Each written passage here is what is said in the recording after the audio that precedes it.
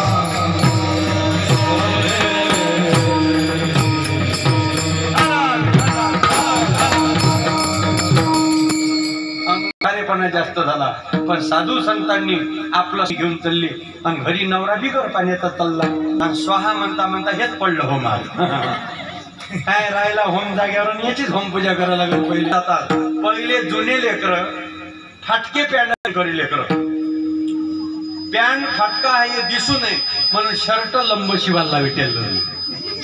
गरिबी मोठी खतरनाक असते महाराज. 15 ऑगस्ट जर असली तर 14 ऑगस्टला म्हणजे हे दिवस आम्ही पाहिलेले आहेत म्हणून सांगतो.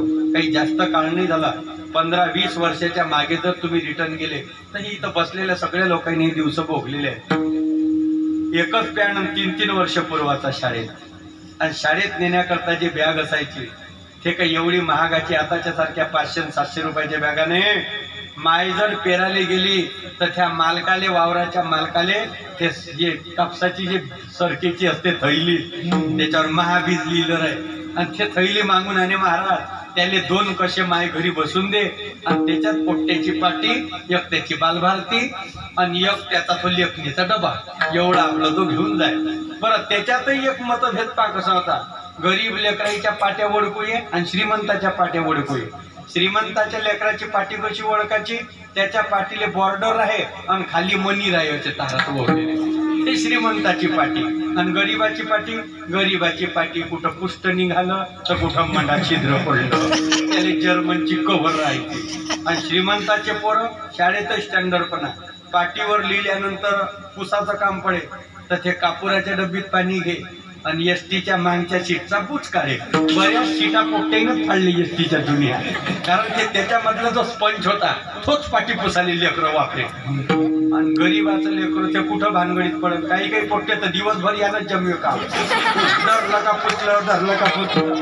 मग हे आनंद पहा मी कशा करता बोलतो. नुसतं आपण ते दिवस डोळ्यासमोर जरी आणले महाराज तरी माणसाला आनंद होतो, हसा येतो. आता कालांतरानं पहा किती मोठा फरक पडला, किती मोठी आपल्या जीवनात प्रगती केली.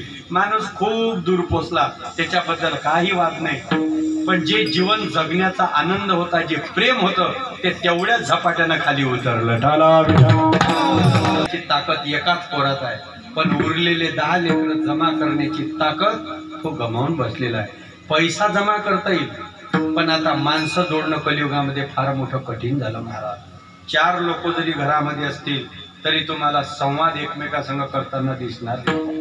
माय बाप पोरगण पोरगी 4 मेंबर घरात, घर पाहतं 2000 स्क्वेअर फूट मध्ये आणि 4 जण 4 कोपऱ्यात, आपापले हत्यार घेऊन युद्ध सुरू. हत्यार समजते ना तुम्हाला? हा, चला विठ्ठल. रात्रंदिवस आम्हा युद्धाचा प्रसंग, अंतर्बाह्य जग आणि मना. पण आता इमानदारीने सांगतो, बाकीच्या ठिकाणी तुम्ही प्रसन्नता दाखवता पण ते डुप्लिकेट आहे. या कलियुगामध्ये हे 7च दिवस असे आहे का या धर्म मंडपात जे तुम्ही हसता ते इमानदारीने हसता महाराज. इथं डुप्लिकेटपणानं कधी हसत नाही माणूस, कारण इच्छी जी प्रसन्नता आहे ते इमानदारीची प्रसन्नता आहे. बाकी ठिकाणी खूप इच्छा होते हसाले पण हसता येत नाही. सकाळी माणूस भेटू द्या आणि त्याला म्हणा राम राम, आपण चांगला घ्या थोपावून द्या कसा कुतून मध्ये राम राम, आताच मचानातून आला का काय. एवढं चांगलं तोंड दिलं काहून उतरून बसतो तू. आपण ज्या देवाचे अनुयायी आहोत त्याचं वर्णन पहा ना जरा. आदरम मधुरम वदनम मधुरम मधुराधिपते रखिलं मधुरम वेणुर्मधुरा रेणुर्मधुरा चलितं मधुरं भ्रमितं मधुरं वमितं मधुरं शमितं मधुरं मधुराधिपते रखिलं मधुरं. देवाचं मधुराष्टक लिहिलं श्रीमद वल्लभाचार्यांनी. ते मधुराष्टक वाचा, सगळंच मधुर आहे देवाचं. हास्यम मधुरम, नयनम मधुरम, तिलकम मधुरम, स्वरूपम मधुरम, युक्तम मधुरम, सुप्तम मधुरम. देवाचं झोपणंही मधुर आहे, आपलं झोपणंही ढंगाचं नाही. पूर्व पश्चिम झोपला तर उत्तर दक्षिण उठते सकाळी. अरे बरेच लोक सकाळी दुसऱ्याच्या छातीवर त्याला म्हणजे मी कसा आलो इथं. आणि पहिली गोष्ट तर झोपणं सर्व सुद्धा नाही. काही लोकांची खूप कड झोप, रात्री 2 वाजता 5 वाजता दिसते डोळे उघडून, असं वाटते धावते का काय मांग.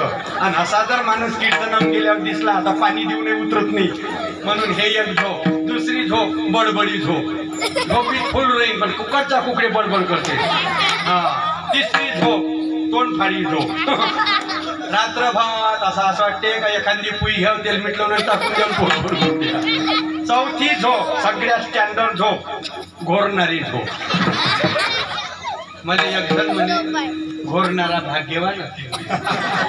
त्याच्यानंतर तो मला भेटला नाही, त्याला दाखवतो भाग्यवान कसा. अरे घोरणारा भाग्यवान, असे घोरते लोक जसा बंदीतून वाघ सुटला. स्वतः मस्त झोपते, सारा घर जागो देतो. म्हणून सांगायचं तात्पर्य, देवाचं झोपणंही मधुर, देवाचं चालणंही मधुर, देवाचं तिलक, देवाच्या कपाळाचा तिलकही मधुर, देवाचं हसणंही मधुर. आपण त्याचे आहोत ना. पण त्याचे असल्यानंतर मी म्हणतो हसण्याकरता संपत्ती खर्च करा लागत नाही ना, मग चेहऱ्यावरती प्रसन्नता का बदलवायची?